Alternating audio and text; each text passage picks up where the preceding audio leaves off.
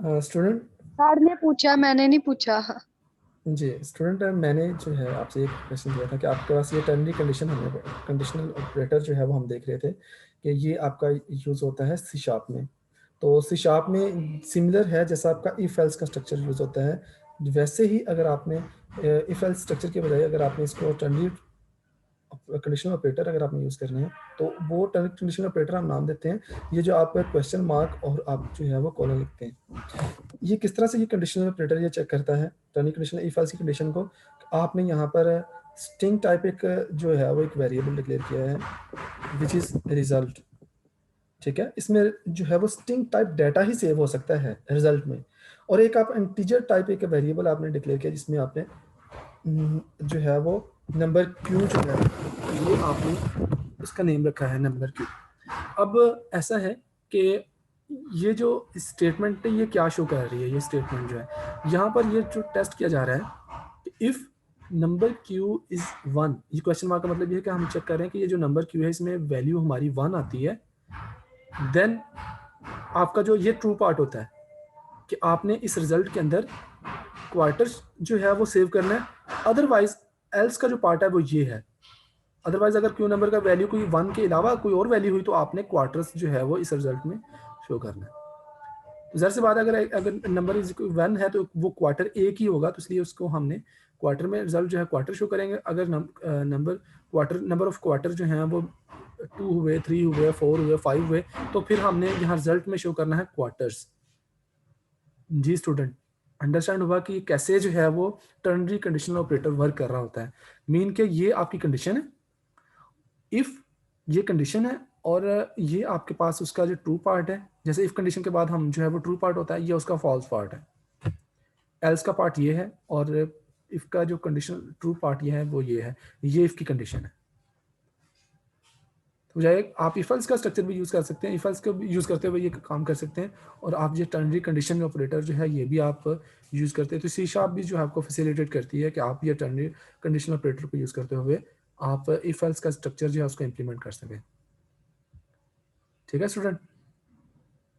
Okay next जो है वो आगे मोर कम्प्लेक्स जो स्ट्रक्चर्स हैं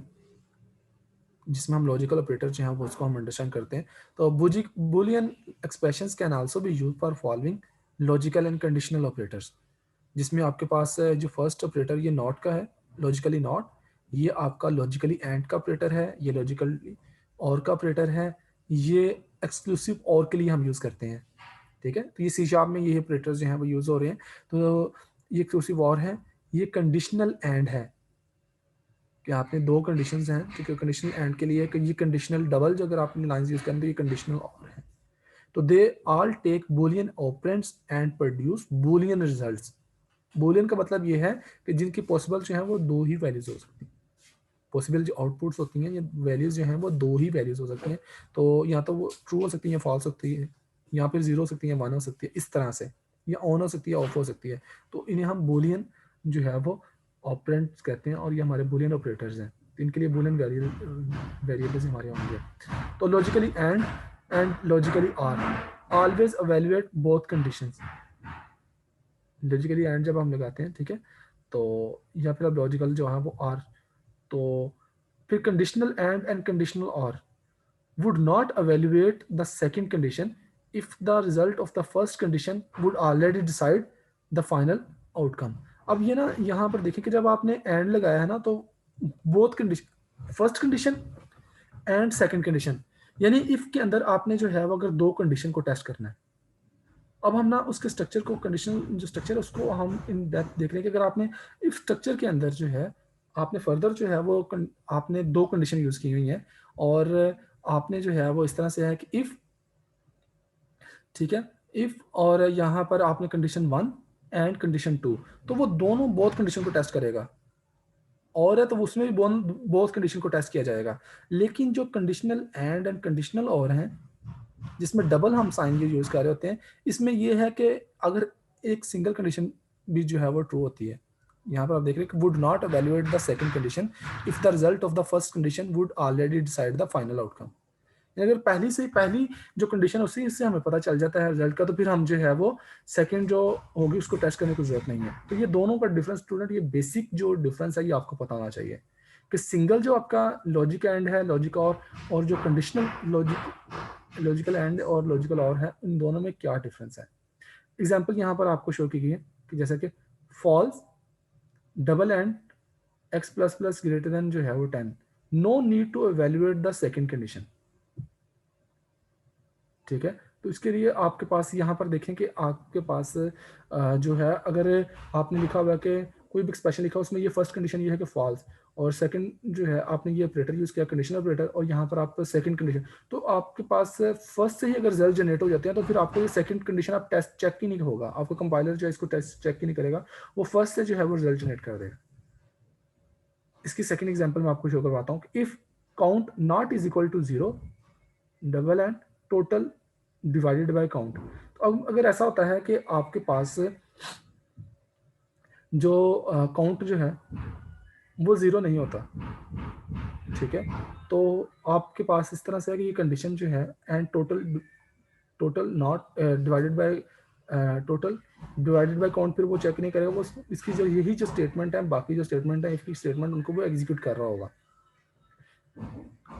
अब मैं आपको जो है वो यहाँ पर ये स्विच जो स्टेटमेंट है उसका एक स्ट्रक्चर जो है वो शो कर देता हूँ कि आपके पास इस तरह से है कि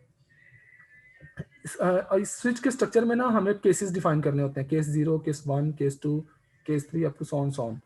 तो आपने ना यहाँ पर integer a is equal to 3 आपने साइन किया और यहाँ पर स्विच में a पास कर दिया। Case 0 console dot write 0 break. Case 1 console dot write 1 break. Default console dot write false statement break. अगर आपके पास इस तरह से है कि जो स्विच स्टेटमेंट है आपने उसमें जो इंटीजर वैल्यू है वो आपने यहाँ पर सेट की है कि वो आपके पास है 3,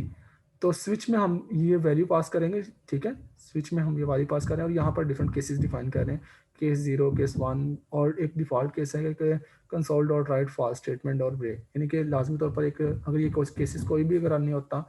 ठीक है, कोई भी कंडीशन जो है फुलफिल नहीं होती, ट्रू नहीं होती, तो फिर जो डिफॉल्ट केस होता है फिर वो एग्जीक्यूट हो रहा होता है। तो ये स्टूडेंट एक बेसिक स्विच स्टेटमेंट का स्ट्रक्चर है जिसको आपने जो है वो सिंपली आपने देखना है, इसको आप इंप्लीमेंट भी करें, और इसके लिए भी आपने सिंपल जस्ट आउटपुट करवाने के लिए आपको याद पता होना चाहिए कि इसके लिए हम कंसोल डॉट राइट जो है वो यूज़ करेंगे इसके डिफरेंट जो केसेस हैं उसको आउटपुट करवाने के लिए। तो ये स्ट्रक्चर जो है स्टूडेंट ये हमारा यूज़र होता है स्विच स्टेटमेंट के लिए। तो स्विच स्टेटमेंट का बेसिक स्ट्रक्चर जो है वो आपने C++ में भी जो है वो देखा होगा, तो वही स्ट्रक्चर वही है, जस्ट यहाँ पर जो उसको आउटपुट करवाने के लिए जो आपका सिंटैक्स है वो थोड़ा डिफरेंट है। बाकी जो है जो स्ट्रक्चर जो बेसिक सिंटैक्स होता है वो प्रोग्रामिंग लैंग्वेज का वो सेम ही होता है। हमने देखा कि फॉर लूप जो है, सॉरी, कंडीशनल स्टेटमेंट अभी हमने आज के लेक्चर में हमने देखी है, इफ एल्स हैं, ठीक है, यहाँ फिर आपके पास टर्नरी जो ऑपरेटर है वो सभी का जो स्ट्रक्चर है वो आप देखें कि ऑलरेडी लैंग्वेज का हाई लेवल लैंग्वेज जावा से या फिर जो है जावास्क्रिप्ट जो है, ठीक है, C++ इनसे रिजेंबल कर रहा होता है। हाँ, आउटपुट और इनपुट करवाने के लिए जो है इनकी लाइब्रेरीज के अकॉर्डिंगली यहाँ पे इनके जो फंक्शंस हैं वो डिफरेंट हो सकते हैं। तो स्टूडेंट कोई कन्फ्यूजन हो इस हवाले से तो आप पूछ लें आज के लेक्चर के हवाले से, जो आपको कोई पॉइंट अंडरस्टैंड ना हो सका हो कि हम किस तरह से जो है ये बेसिक स्ट्रक्चर या कंडीशनल स्ट्रक्चर जो है स्टेटमेंट्स इनको हम यूज़ करते हैं। आपने स्टूडेंट विजुअल स्टूडियो जो है वो इंस्टॉल करना है, वीडियो स्टूडियो, और उसमें जो है वो ये कंसोल एप्लीकेशन के लिए C# जो है उसको सिलेक्ट करते हैं, एक न्यू प्रोजेक्ट क्रिएट करें और उसको फिर आपने जो है वो उसमें ये जितने भी जो कोड्स इसमें मौजूद हैं इसमें जो है, और इसके अलावा कुछ प्रोग्रामिंग प्रैक्टिस के लिए आपको कोड दूंगा जिसमें आप इफ एल्स के लिए इफ एल्स का जो कोड है उनको आपने एग्जीक्यूट करना है, रन करना है। आपने जो है वो लाजमी तौर पर ये सेटअप जो है क्रिएट करें, सभी जो हैं सभी स्टूडेंट लाजमी तौर पर विजुअल स्टूडियो इंस्टॉल करके, और ये C# के जो कोड्स हैं इन कोड्स को रन करके देखें। अगर कोई कन्फ्यूजन होती है, कहीं एरर्स वगैरह आती हैं तो आप मुझसे कंसर्न करें, सर ये देखें यहाँ पे ये एरर आ रहा है, ये प्रॉब्लम आ रहा है, आप इसको जो है ठीक करवाएं। तो आज के लेक्चर के हवाले से कोई कन्फ्यूजन हो वो पूछ सकते हैं। क्लियर है, सबको अंडरस्टैंड हो गया?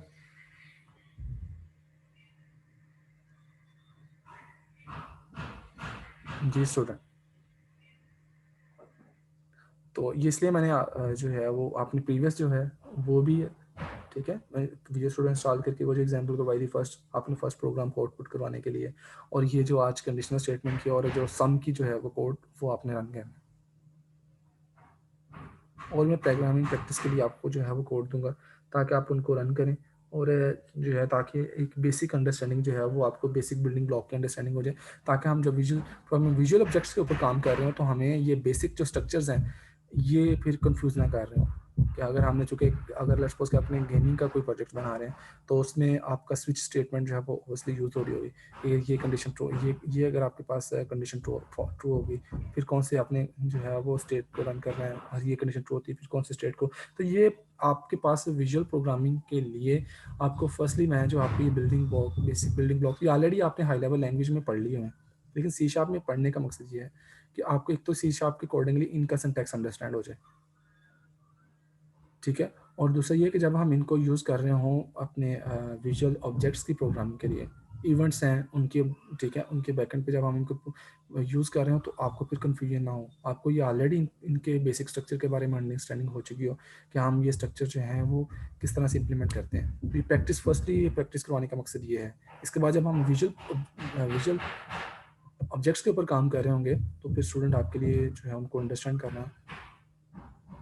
ईजी रहेगा।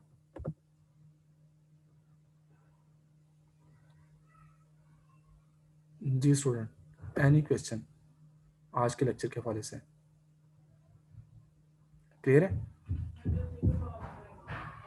कल के ऐसा लेक्चर क्लियर है, वैसे सारा हमने पहले पढ़ा हुआ है ना, ये स्टेटमेंट वगैरह हर चीज तो पहले से पढ़ी हुई है, जी जी इसमें डिफिकल्ट कोई चीज है ही बिल्कुल डिफिकल्ट, इसमें यही है कि आपने सिंटैक्स जो है वो देखना कि इसी शार्प के अकॉर्डिंगली ये चीज़ें क्या हैं। तो आई होप कि ये चीज़ें, यही एडवांटेज होता है कि अगर आपने एक लैंग्वेज का सिंटैक्स अंडरस्टैंड कर लिया तो फिर बाकी जो लैंग्वेज के सिंटैक्स होते हैं उसको फिर समझना ज़्यादा ईजी होता है। तो इसमें जस्ट आप देख रहे हैं कि हमने हमारे पास जो आउटपुट और इनपुट करवाने के लिए थोड़ा बहुत चेंजिंग आती है सिंटैक्स में, बाकी सिंटैक्स ऑलरेडी हमने जो पढ़ा हुआ सी प्लस प्लस का सिंटैक्स है वो बेसिक बिल्डिंग ब्लॉक का सिंटैक्स तो वही रहेगा। Clear student? तो आपने लाजमी तौर पर यार ये उसामा आपने भी और स्टूडेंट्स बाकी जो गर्ल्स हैं आपने भी लाजमी तौर पर विजुअल स्टूडियो को इंस्टॉल करें और इन प्रोग्राम की प्रैक्टिस करें, और मुझे जो है वो इनकी जो असाइनमेंट के तौर पर ये जितने भी जो प्रोग्राम हैं ये आप मुझे सबमिट करवाएं ताकि मुझे क्लियर हो कि इन स्टूडेंट ने ये प्रैक्टिस कर ली है। जितनी प्रैक्टिस करेंगे उतने ही आपको ये बेसिक्स जो है वो क्लियर हो जाएंगे, फिर जब आप एडवांस इनकी जो विजुअल प्रोग्रामिंग कर रहे होंगे, ठीक है, तो वो फिर आपके लिए कन्फ्यूजन नहीं होगी। क्लियर है? तो ओके स्टूडेंट, अपना ख्याल रखिएगा, टेक केयर, अल्लाह हाफिज़। अल्लाह